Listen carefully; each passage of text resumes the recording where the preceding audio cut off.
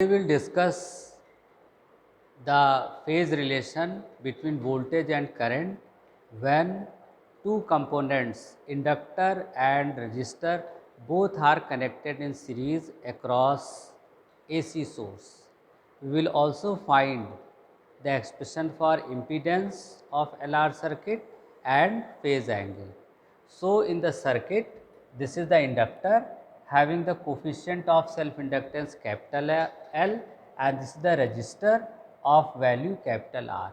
Both are connected in series across AC source. Due to the series arrangement, current will be same through both the components with the potential drop of VL across inductor and VR across resistor. And already we know that the potential drop across resistor and current are in the same phase. The phase difference is 0, and the potential drop across inductor is always leading current by a phase angle of pi by 2. So, using these concepts we can plot the phase diagram for LR circuit. So, along x axis OA vector representing I current and VR by the vector OB, and both are in the same phase. So, both are along the x axis. The voltage leads current by pi by 2. So, voltage across inductor will be along y axis. Now, it is very clear from the diagram, all the vectors are co-initial. So, for resultant of co-initial vector VR and VL, we will use law of parallelogram. So, we will form a parallelogram by this dotted line and this line.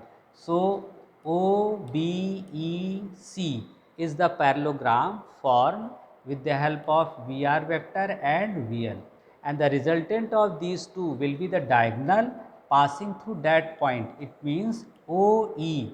This diagonal will represent the net potential drop across LR circuit, and you find this VLR leads current by 5.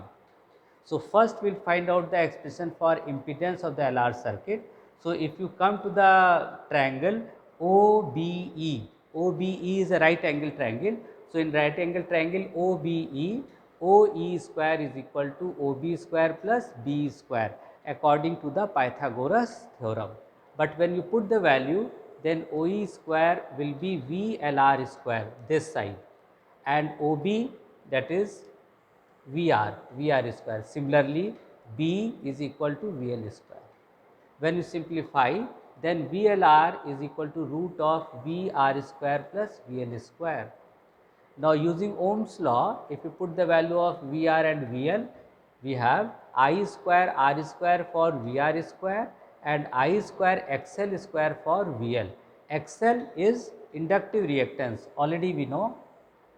So, I square outside of the root, it will be I. So, VLR is equal to I times of root R square plus omega square L square. So, the bracketed term is basically in the role of total resistance, and the total resistance offered by inductor and resistor is termed as impedance of LR circuit. It means this bracketed term can be replaced by a new term ZLR, that is root R square plus omega square L square.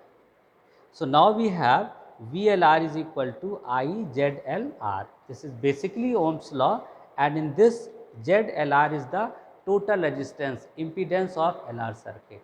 For phase difference between VLR and I, again we will use the triangle OBE.